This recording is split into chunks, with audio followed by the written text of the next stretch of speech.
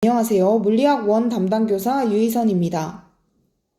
오늘은 특수상대성 이론을 학습할 차례입니다. 상대성 이론은 아인슈타인이 발표한 이론으로 일반 상대성 이론과 특수상대성 이론 두 가지로 나뉘어집니다. 일반 상대성 이론은 물리학 2에서 다뤄지므로 오늘은 특수상대성 이론에 대해서만 배워보겠습니다. 먼저 고전역학에서의 상대 속도를 배워보고 그 다음 특수상대성 이론의 기본 원리인 상대성 원리와 광속 불변 원리를 배울 것입니다. 그리고 특수상대성 이론에 의한 현상인 동시성 불일치, 시간 지연, 길이 수축에 대해 배워보겠습니다. 오늘 배울 내용은 우리가 주변에서 흔히 직관적으로 경험하는 물체의 운동과는 조금 달라서 여러분들의 머릿속을 좀 복잡하게 할 수 있지만 차근차근 따라오다 보면 문제를 풀어내는데 어려움이 없다는 것을 알 겁니다. 그래서 너무 겁먹지 말고 처음부터 시작해 보겠습니다. 달리는 버스 안에서 주변을 바라보면 나무와 건물들이 버스와는 반대 방향으로 움직이는 것처럼 보인다. 우리가 기차 안에 타 있으면 마치 나무와 길들이, 도로들이 뒤로 움직이는 것처럼 보이죠. 이와 같이 물체의 속도는 관찰자 자신의 운동 상태에 따라 달라지고 운동하는 관찰자에 대한 물체의 속도를 상대 속도라고 합니다. 나에 대한 상대적인 속도를 의미하겠죠. 아래쪽 그림을 보면 A는 VA의 속도로 B는 VB의 속도로 움직이고 있습니다. 이때 A에 대한 B의 상대 속도, 즉 A 안에 탄 사람이 본 B의 속도는 다음과 같이 나타냅니다. VAB라고 나타내고 여기에 표시를 해보겠습니다. A에 대한 상대 속도 VAB는 아래쪽에 있는 식처럼 VB에서 VA를 빼주면 됩니다. 즉, 운동하는 물체의 속력에서 자신의 속도를 빼주면 그게 상대 속도가 됩니다. 아인슈타인은 상대 속도에 관한 식이 광속에 비해 느릴 때에는 잘 성립하지만 광속, 즉 빛의 속력에 가까워지면 수정해야 한다고 생각했고 그래서 상대성 이론을 발표합니다. 자, 특수상대성 이론의 기본 원리는 두 가지입니다. 아까 잠시 언급했는데 첫 번째는 상대성 원리, 두 번째는 광속 불변 원리입니다. 이거는 뒤에 현상을 설명하기 위한 기본 가정이라고 생각해두면 되겠습니다. 1905년에 아인슈타인이 발표한 특수상대성 이론은 상대적으로 운동하는 두 관찰자가 측정하는 물리량의 관계에 대한 이론이다 라고 되어 있습니다. 즉, 특수상대성 이론이라는 것은 이 물리량의 관계, 예를 들면 질량, 길이, 시간, 속도, 이런 물리량의 관계를 상대적으로 운동하는 관찰자에 대해서 나타낸 이론입니다. 나에 대해 상대적으로 운동하는 물체의 시간은 느리게 가고 나에 대해 상대적으로 운동하는 물체의 길이는 짧아 보이고 이렇게 신기한 현상이 일어나게 됩니다. 그게 언제냐면 물체의 속력이 광속에 가까울 때. 자, 어쨌든 특수상대성 이론이 적용되기 위해서는 관찰자의 속도가 변하지 않아야 한다 라고 되어 있습니다. 특수상대성 이론이 적용되려면 속력이 변하지 않아야 한다고 하는데 이때 속도는 빠르기와 방향이 모두 변하지 않아야 한다는 것을 나타내겠죠. 아래쪽에 나와 있는 그림처럼 정지해 있거나 등속 V로 움직이면 속도가 변하지 않는 상태죠. 이렇게 정지해 있거나 등속도 운동을 하는 관찰자를 기준으로 정한 좌표계를 관성 좌표계라고 합니다.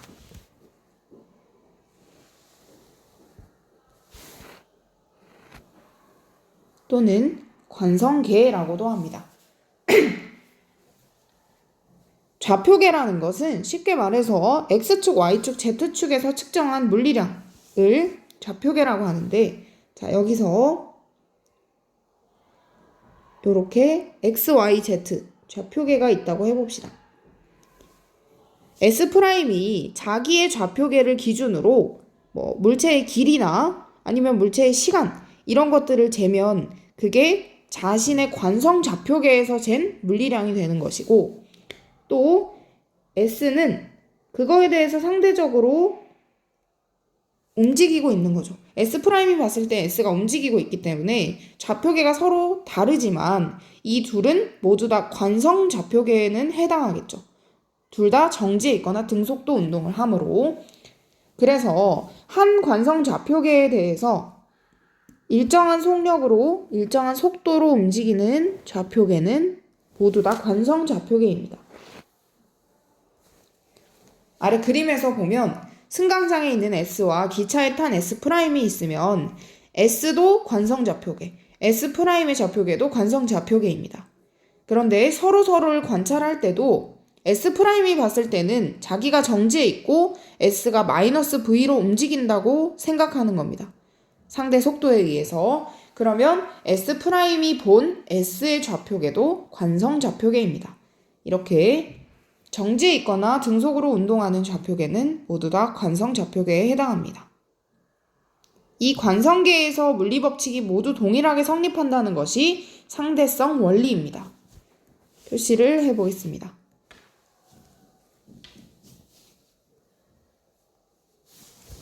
특수상대성 이론의 바탕이 되는 첫 번째 기본 원리는 상대성 원리이다. 모든 관성계에서 물리법칙은 동일하게 성립한다 라는 것이고, 오른쪽 글을 잠깐 보면 상대성 원리는 관성계의 두 관찰자가 측정하는 물리량이 같다는 뜻이 아니다. 측정값 자체는 다를 수 있지만 물리량 사이의 관계, 즉 물리법칙이 같다는 뜻이다 라고 나와 있고, 여기서 물리량은 다르게 측정될 수 있다고 합니다. 다르게 측정되는 대표적인 물리값이 물리량이 바로 시간, 길이, 그 다음 질량. 질량과 에너지에서 질량을 다루게 되고, 오늘은 시간과 길이가 다르게 측정되는 그런 상대성 원리를 배워볼 겁니다. 자, 상대성 원리는 물리법칙이 동일하게 성립한다 라는 것인데, 아래쪽 그림으로 살펴보겠습니다.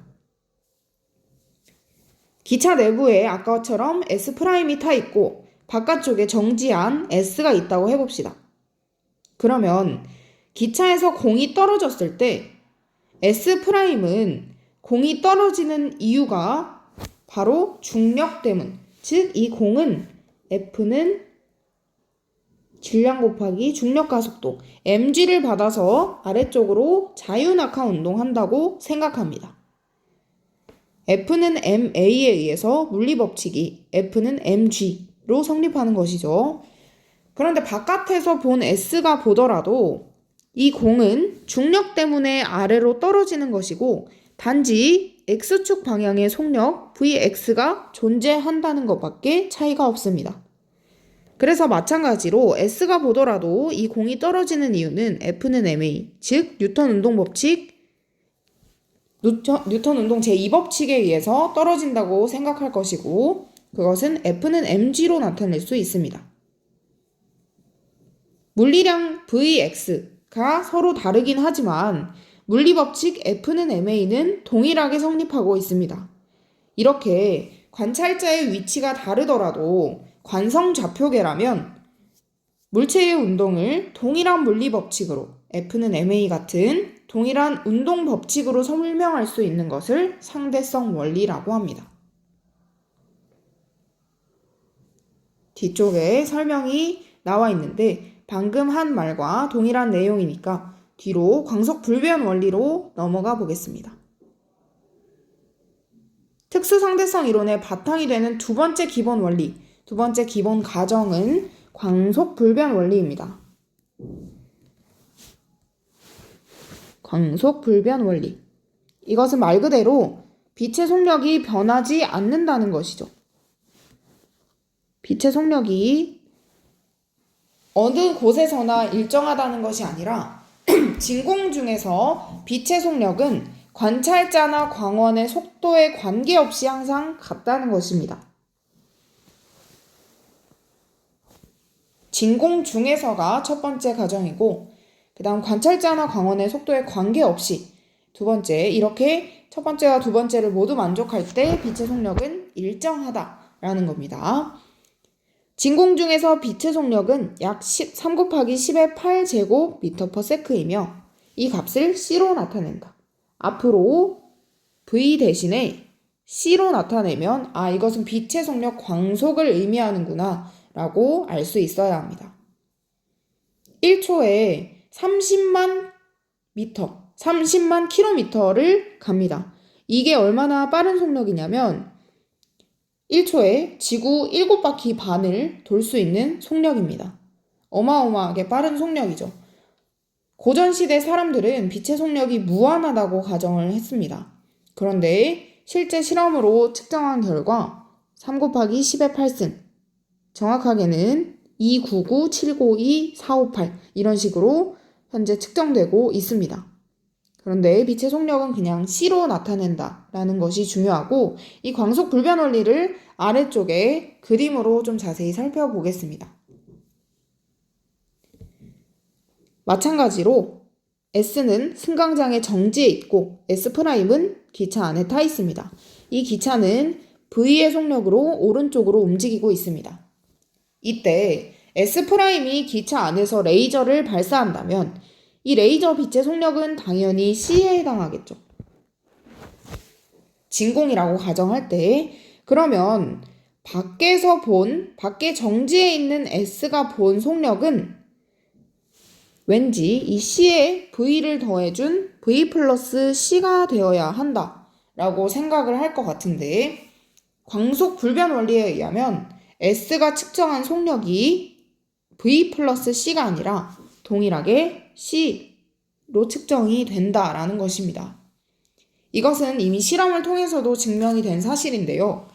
유럽 원자의 공동연구소 CERN 또는 CERN이라고 표현하는데 여기에서 0.9998C의 속력으로 운동하는 파이온에서 방출된 빛의 속력이 모두 C로 측정되었다고 합니다.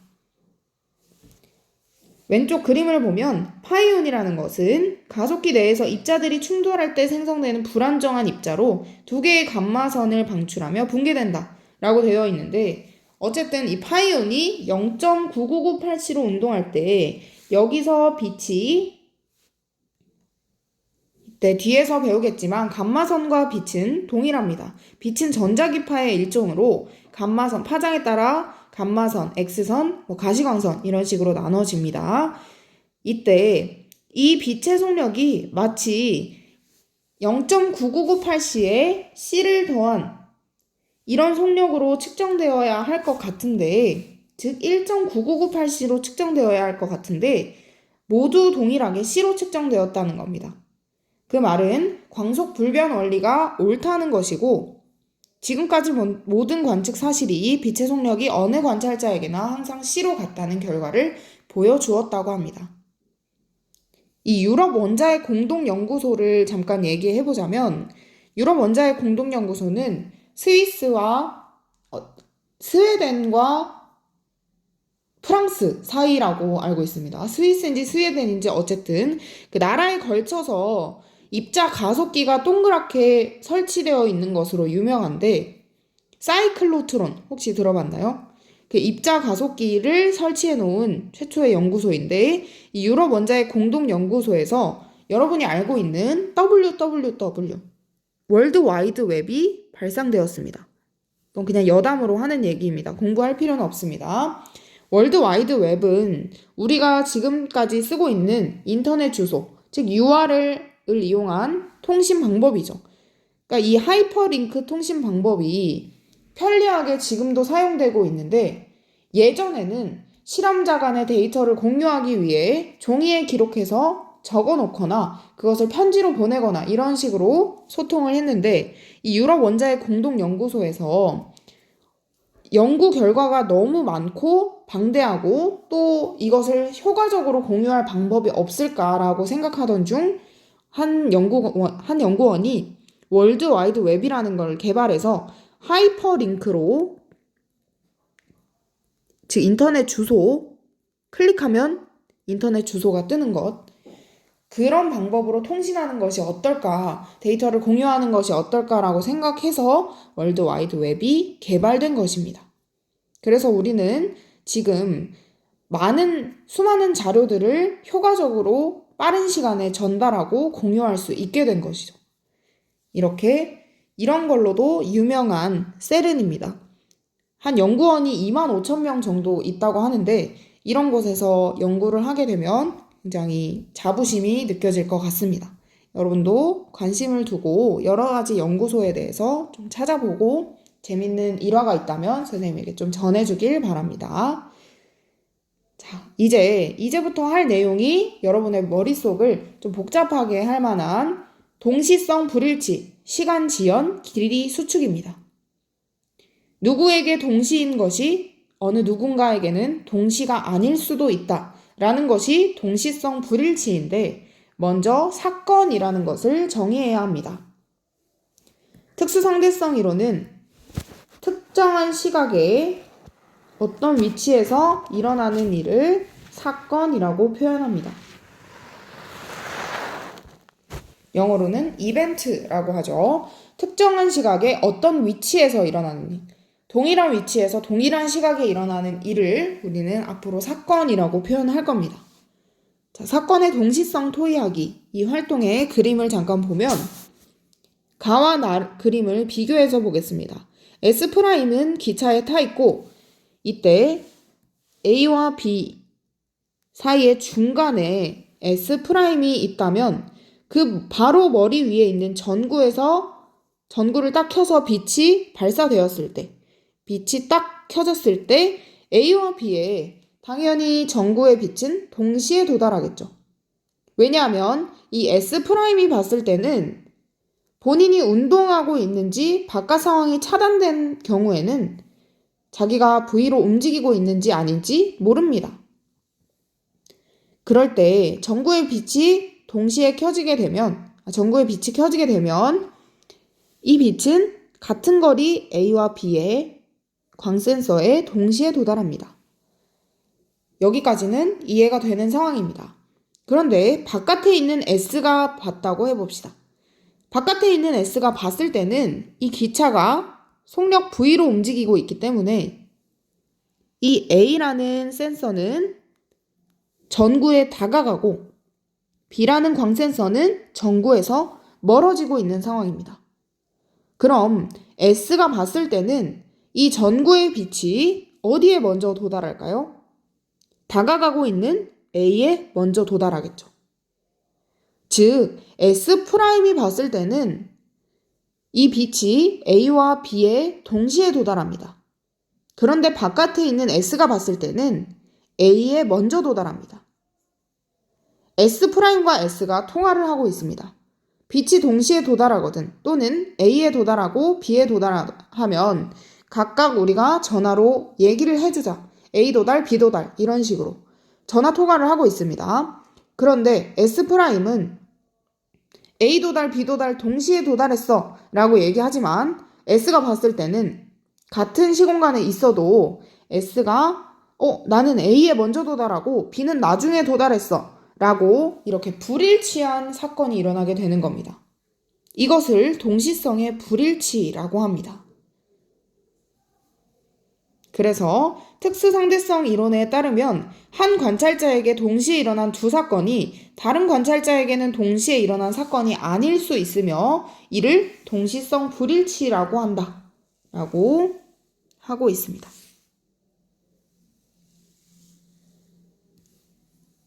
이렇게 동시성 불일치를 정리할 수 있고 요 밑에 자료실에 있는 내용을 보면 간단하게 얘기하면 고전역학적으로는 즉 속력이 좀 느린 광속에 가깝지 않은 예를 들면 1m/s로 움직이는 기차에서는 동시에 일어난 사건은 어느 관찰자든 동시에 일어나야 합니다. 즉 공이 양쪽으로 발사되는 상황에서 S가 보던 공은 양쪽 벽에 동시에 도달해야 합니다. 이렇게 고전역학과 속도가 빠른 광속에 가까운 상대성 이론은 조금 다른 개념을 형성하고 있죠. 그래서 여러분들의 머릿속이 좀 복잡해지는 겁니다. 자, 이제 가장 어려운 시간 지연과 길이 수축을 배워볼 건데, 사실 문제를 풀 때는 내가 나에 대해서 운동하면, 관찰자에 대해서 운동하면 무조건 시간이 느리게 가고 무조건 길이가 짧아진다 라는 내용만 암기를 해도 모든 문제를 풀이할 수 있습니다. 그런데 이 원리 자체를 이해하고 그것을 암기하는 것과 이해하지 못한 채로 그냥 암기만 하는 것은 적용력의 차이가 있겠죠. 자, 시간 지연 보겠습니다.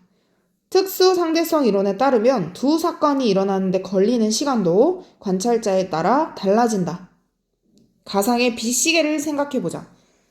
아래쪽에 보면 빗시계는 거리가 L0만큼 떨어진 양쪽의 거울 사이를 빛이 왕복하는 주기를 이용하여 시간을 측정한다. 자, 빗시계를 외국에서는 틱톡 클럭이라고 합니다. 틱톡 클럭. 이렇게 쓰는 거 맞나요? 저는 영어에 자신이 없네요. 틱톡. 자, 만약에 뭐 저렇게 아니더라도 한글로 틱톡이라고 하면 왜 이걸 빗시계를 이렇게 표현하냐 하면 빗시계는 요 아래쪽에서부터 빛이 출발해서 위쪽을 찍고 다시 아래쪽으로, 즉 위쪽에서 틱, 그 다음에 아래쪽에서 탁 이렇게 되면 이 주기를 이용해서 왔다 갔다 하는 주기를 이용해서 시간을 측정하는 겁니다. 우리가 피아노 칠 때 박자를 맞추기 위해서 메트로놈 같은 것을 쓰죠. 그게 일정하게 똑딱똑딱 왔다 갔다 하면 그걸 이용해서 시간을 잴 수 있겠죠. 그런 시계가 빗시계입니다. 자, 그 빗시계가 기차 안에 설치되어 있다고 해봅시다. 그러면 기차 안에 있는 S'이 봤을 때 빗시계의 왕복 거리는 L0 곱하기 2가 되겠죠. 즉 빛은 이렇게 진행하네 라고 여기 얘기하고 있는데 빛의 왕복 거리는 2L0가 됩니다. 그리고 바깥에 있는 S가 봤을 때는 이 빗시계 자체가 오른쪽으로 V의 속도로 움직이고 있기 때문에 단순히 위아래로 움직이는 게 아니라 저 빨간 화살표를 따라서 대각선 위로 갔다가 대각선 아래로 내려오는 이런 형태로 움직인다고 생각합니다. 이때 S가 본 빗시계의 왕복 거리, 빛의 왕복 거리는 이 L0가 아니라 그거보다 좀 더 긴 이 L이 되겠죠. 그럼 두 빛이 같은 빛이라도 왕복하는 거리가 달라지면 이 왕복하는 시간도 달라지게 됩니다. 자, 아래쪽에서 자세히 살펴보겠습니다. 기차 안에 탄 관찰자 S'이 기차 안에 설치된 빗시계를 보았을 때 두 거울 사이를 왕복하므로 빛이 왕복하는 주기 T'은 다음과 같다. 여기 형광펜 표시해 보겠습니다. 빛이 왕복하는 주기를 T'이라고 했을 때 위로 갔다가 아래로 내려오는 시간이죠. 그것은 C분의 2L0입니다. 이거 어떻게 나온 식이죠? 시 속에서 시간은 속력분의 거리인데 이때 움직이는 물체가 빛이죠, 빛. 그래서 빛의 속력 C분의 빛의 왕복 거리 2L0를 쓴 것입니다. 자, 그럼 바깥에 있는 S가 봤을 때 거시속을 똑같이 적용을 해보면 이때는 C분의 2L 이게 왕복 시간이겠죠. 즉 주기입니다. 이때 T'과 T를 비교했을 때 어떤 것이 더 클까요? L과 L0를 비교했을 때 당연히 L이 더 크겠죠. 왔다 갔다 하는 거리 자체가 기니까.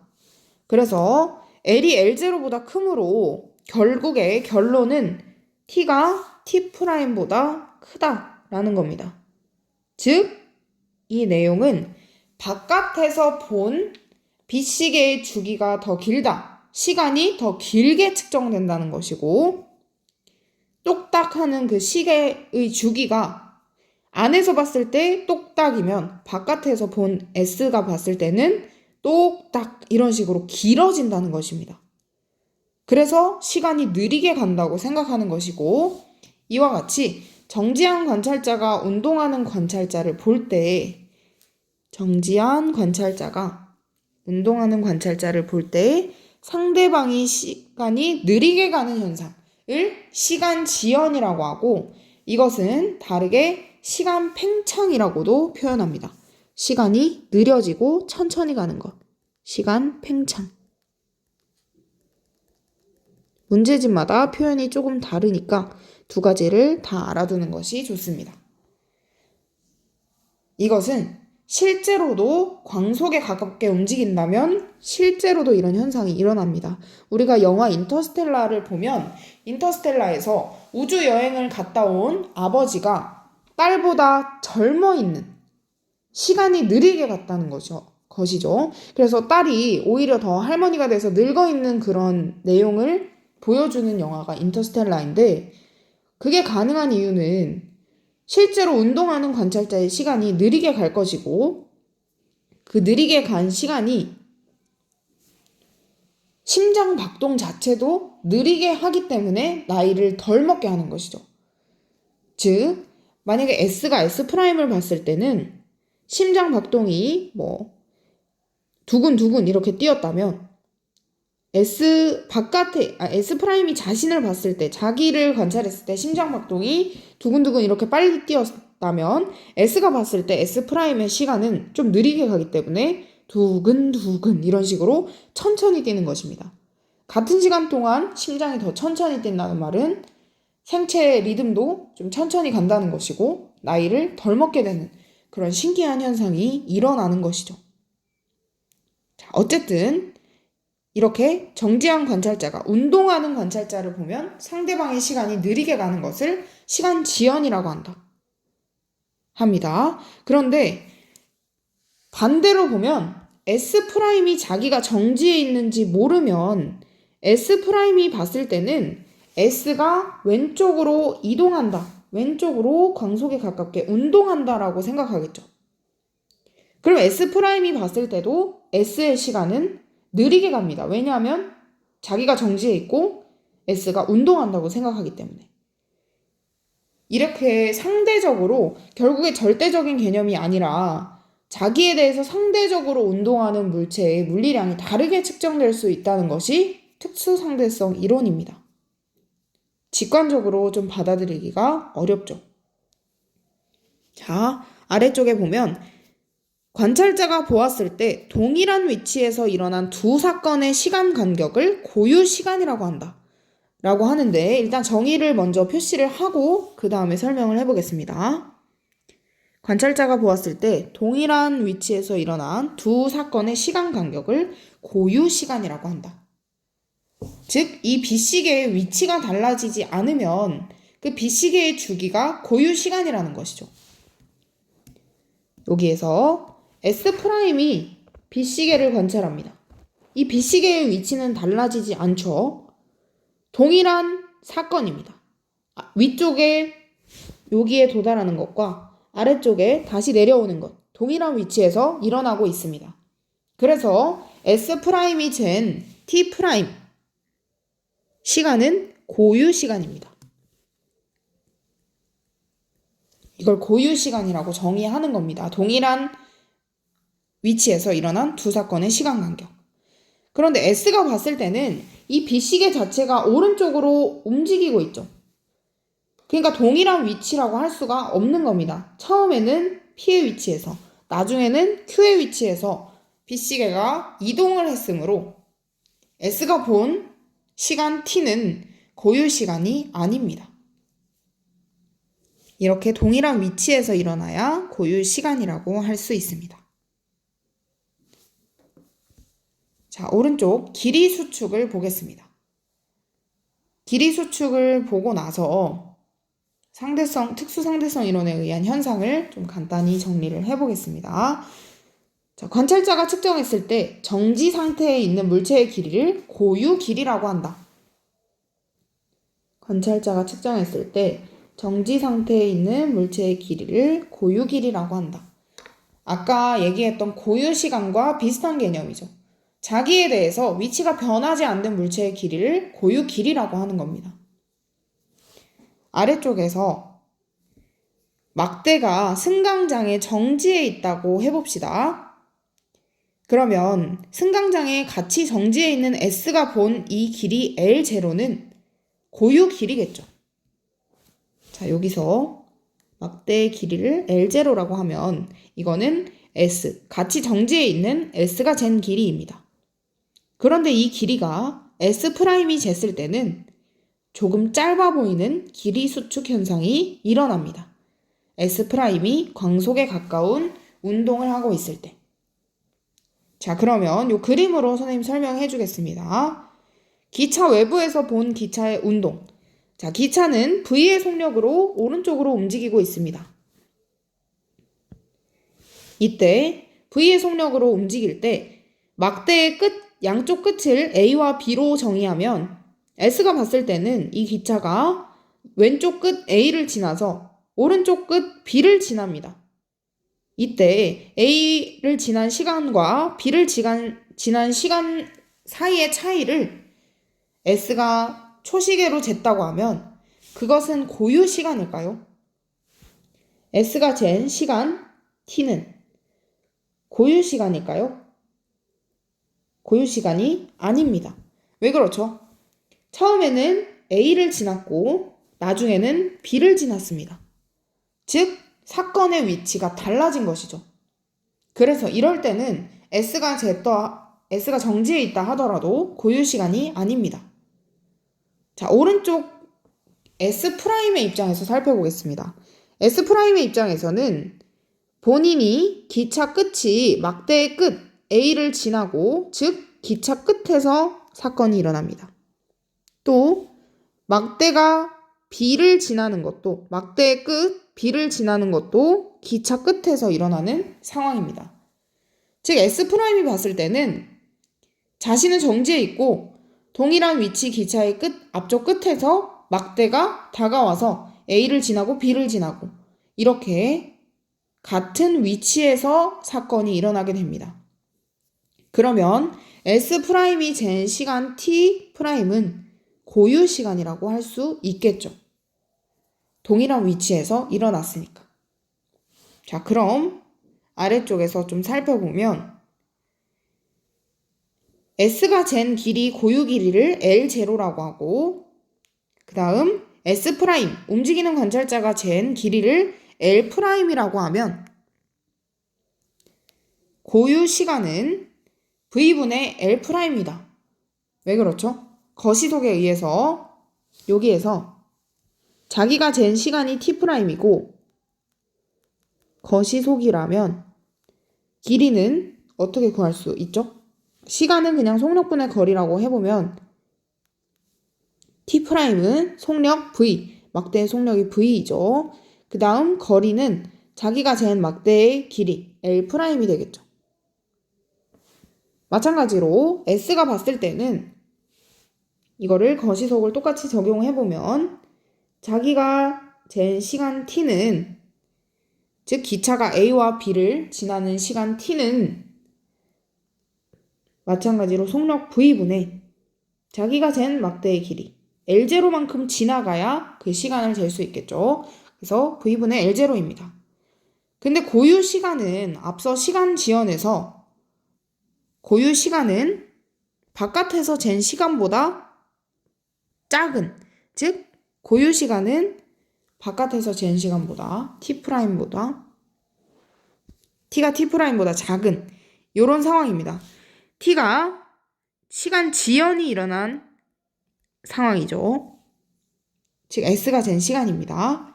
그때 지연이 일어나면 당연히 그 사이의 시간 간격이 증가한다는, 시간 팽창이 일어난다는 말이므로 T가 T'보다 크기 때문에 위에서 얘기했던 V분의 L0가 V분의 L'보다 크게 됩니다. V분의 L0보다 V분의 L'이 크게 되고 이때 V는 동일합니다.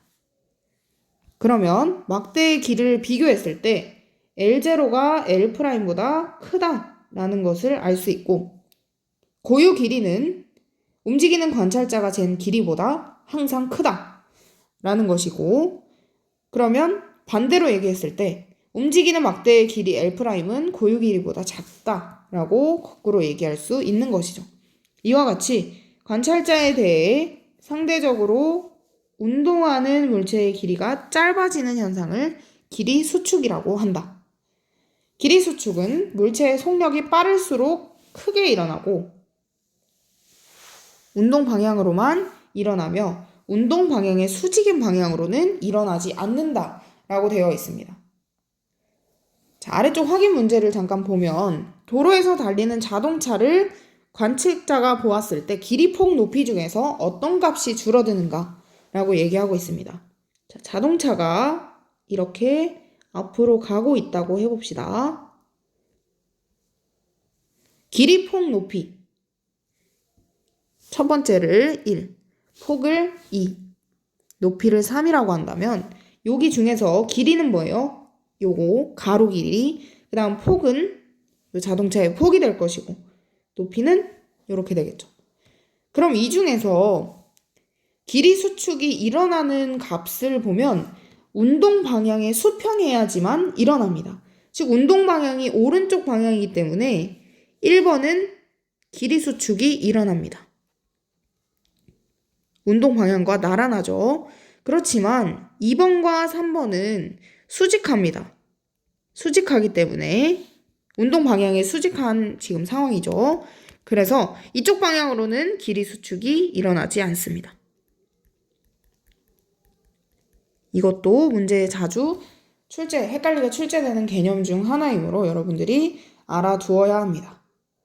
자, 지금까지 시간 지연과 길이 수축을 다뤄봤는데 이거는 특수상대성 이론에 의한 현상입니다. 즉 특수상대성 이론으로 설명할 때 광속에 가까운 물체가 물리량 자체, 측정하는 물리량인 시간 또는 길이가 달라지는 현상이 일어나는데 너무 복잡하고 이해가 잘 안 되죠. 그래서 문제를 풀 때는 정리해서 이런 식으로 알아두면 됩니다. 자, 간단히 정리를 해보면 특수상대성 이론에 의한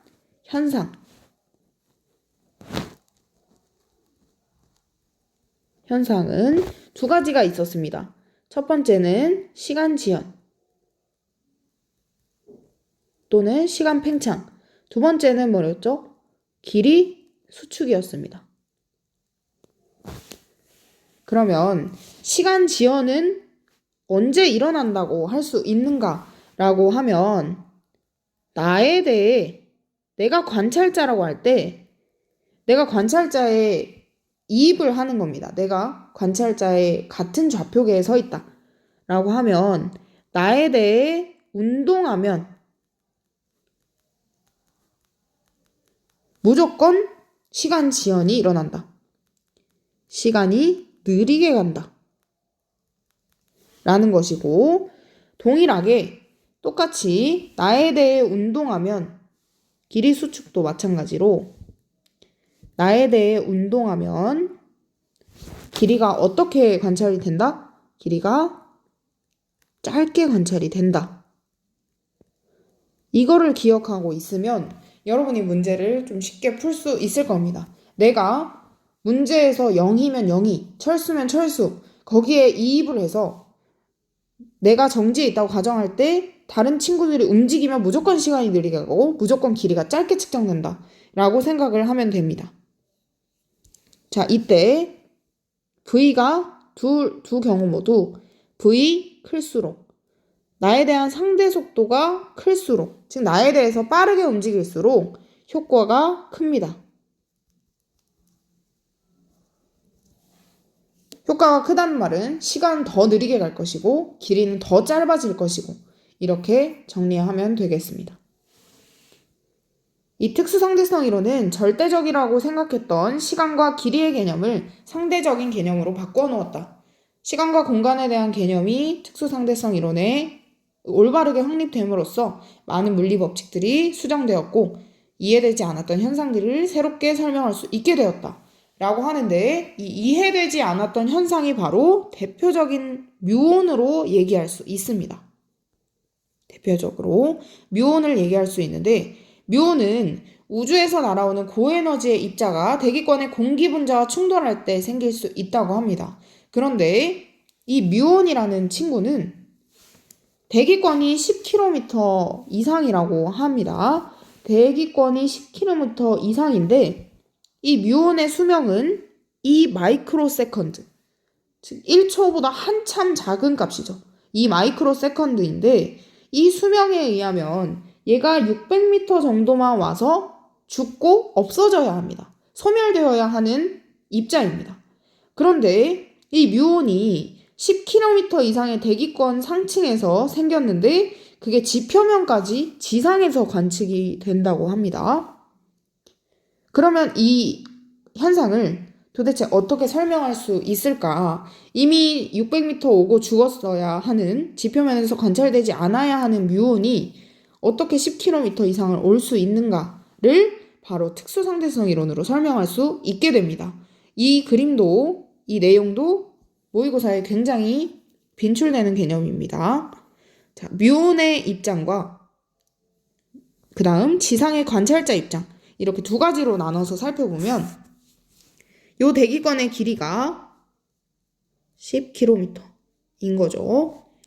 근데 이 묘호는 여기까지 와서 소멸되었어야 합니다. 그런데 이 묘혼이 올 수 있는 이유는 지상의 관찰자가 봤을 땐 묘혼이 빠르게 움직이고 있죠. 광속에 가까운 속력으로 움직이고 있는 상황입니다. 그럼 이 묘혼의 시간이 어떻게 갈까요? 묘혼의 시간이 느리게 가겠죠. 즉 시간 지연이 일어날 것이고, 그러면 이 마이크로 세컨드보다 훨씬 더 긴 수명을 살 수 있는 겁니다. 그래서 뮤온의 시간 지연이 일어났기 때문에 수명이 늘어나고, 그래서 시간이 천천히 가기 때문에 이 마이크로 세컨드보다 훨씬 긴 시간을 살게 되고, 그래서 10km를 진행할 수 있다고 지상의 관찰자가 생각합니다. 반대로 뮤온의 입장에서는 어떻게 생각할 수 있냐면, 뮤온과 함께 빠르게 움직이는 관찰자라고 해봅시다. 그러면 움직이는 방향으로 나란한 이 대기권의 길이 자체가 600m 정도로 짧아질 때, 즉 길이 수축이 저기로 일어나기 때문에 뮤온은 내가 원래 2마이크로 세컨드 사는 앤데 600m만 가면 되겠네. 즉 길이 수축이 일어나서 대기권의 길이가 짧아지고 자기의 수명과 전혀 관계가 없이 지표면까지 무리 없이 갈 수 있는 겁니다. 이렇게 같은 현상이더라도, 즉 뮤온이 소멸되지 않는 같은 현상이더라도 관찰자가 어디에 있냐에 따라서 상대적으로 그 현상을 설명하는 방식이 달라지는 거죠. 이게 바로 특수상대성 이론입니다. 자, 오늘은 특수상대성 이론을 문제까지는 못 풀지만 다음 시간에는 질량과 에너지를 배우고 나서 이 뒤에 단원 마무리에 해당하는 이 부분을 풀 때 특수상대성 이론을 문제에 적용해 볼 수 있을 것 같습니다. 우선 오늘은 특수상대성 이론의 개념을 확실히 복습해 두길 바랍니다. 고생 많았습니다.